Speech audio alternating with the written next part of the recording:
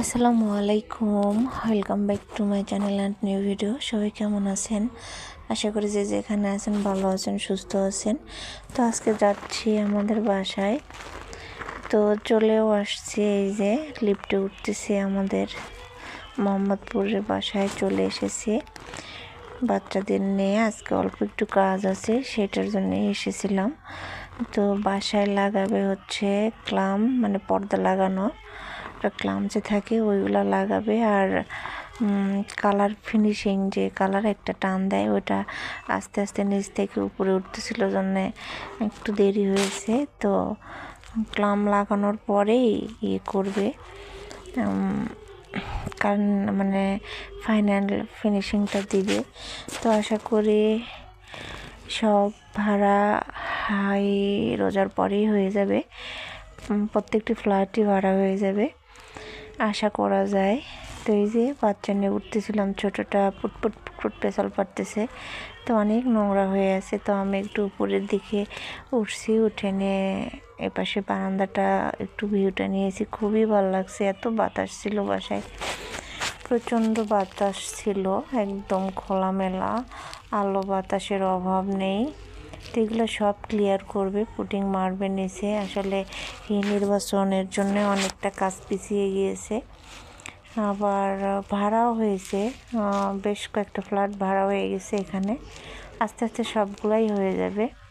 তো এই যে এইখানে পুরা ঢাকা শহর দেখা যায় বারান্দা দিয়ে, খুবই ভালো লাগে। আসলে মনে হয় যে নিজের বাসায় চলে যাই, কিন্তু কিছু করার নাই, বাচ্চাদের স্কুল এইদিকে যাতায়াত খুবই কষ্ট হবে। ওই দিকে থাকলে যদি গাড়ি না হয় তাহলে বাচ্চাকে নিয়ে স্কুল করা খুব কঠিন, আদম জিতে যাওয়া। তো এই যে ছোটোটা একটু ছাদে যাবে, দুপুরবেলা রোদ, প্রচুর রোদ, থাকা গেল না, জন্য চলে এসেছি। বাচ্চা বারবার বলতেছিল ছাদে যাবে ছাদে যাবে, তো একটু ছাদে উঠেছিলাম।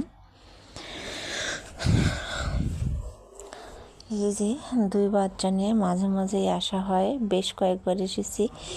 এই গত মাসেও গিয়েছিলাম, এ মাসে ফেব্রুয়ারিতে 2বার গেলাম, আর যাব না এ মাসে একদম। ঈদের পরে এসে যদি আবার যাই তো গেলাম, না গেলে নাই।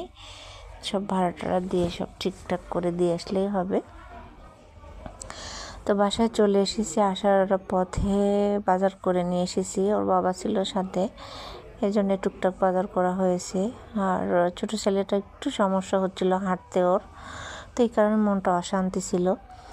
বাচ্চাদের নিয়ে হেঁটে বাজার করাটা কিন্তু মজা, কিন্তু ছেলেটা একটু পায়ে ব্যথা পাচ্ছিল, জন্যে তাড়াতাড়ি চলে এসেছি। তো স্ট্রবেরি খাবে ও, স্ট্রবেরি এনেছি। ফল ফ্রুটস আছে বাসায়, তো আর ফল ফ্রুটস কিনিনি, শুধু কলা আর স্ট্রবেরিটা কিনেছি।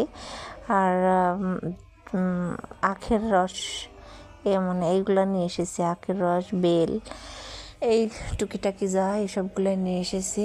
তা আখের রসটা খুবই মজা ছিল, বেলের শরবতটা আমার ভালো লাগে নাই। যাই হোক, ইফতারি এখন প্রসেস করব, বেশি সময় নেই, আসরের নামাজটা পড়েই আমি ইফতারি করতে যাব। ইফতারির সব কিছু গোছাবো। ইফতারিতে তেমন কিছু খাবো না, সত্য কথা, ভাজা পোড়া কিছুই খাবো না, জাস্ট ছোলাটা আর ফল ফ্রুটস দিয়ে, শরবত টরবত দিয়ে আমি ইফতারটা শেষ করব। কারণ রোজা থেকে নিয়ে যদি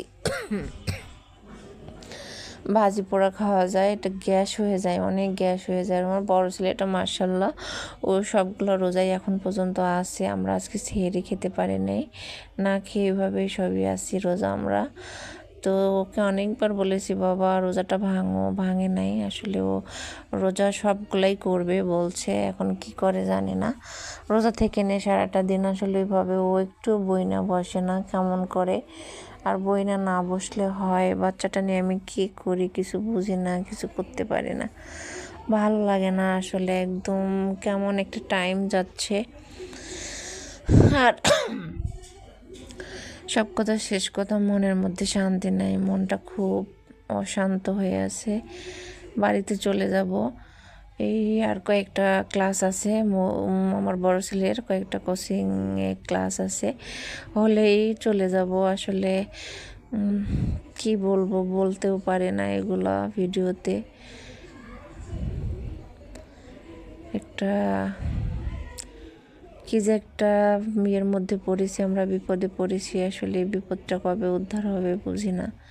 এটার জন্য আসলে রোজাটা আমি ঠিক করে মন বসতেছে না আমার। আর ওর বাবাও থাকে না, বাসায় চলে যায়, মাঝে মাঝে চলে যায়। সব দিক মিলে দেখা যাচ্ছে যে আমি একদম বৈরী অবস্থায় আছি।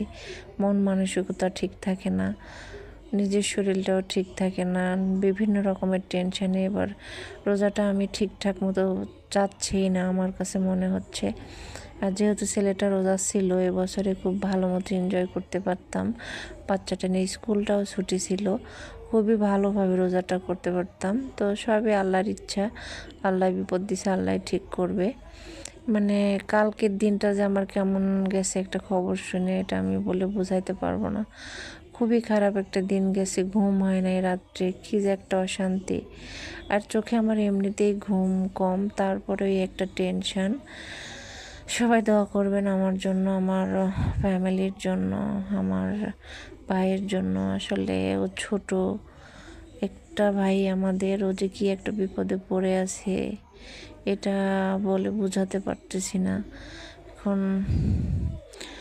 এই জন্যে তাড়াতাড়ি বাড়িতে যেতে চাচ্ছিলাম, কিন্তু ছেলেটারও কোচিং কামাই যায়, একটু হুজুরে পড়াচ্ছে, সেই হুজুরও দেখা যায় বন্ধ হয়ে যায়।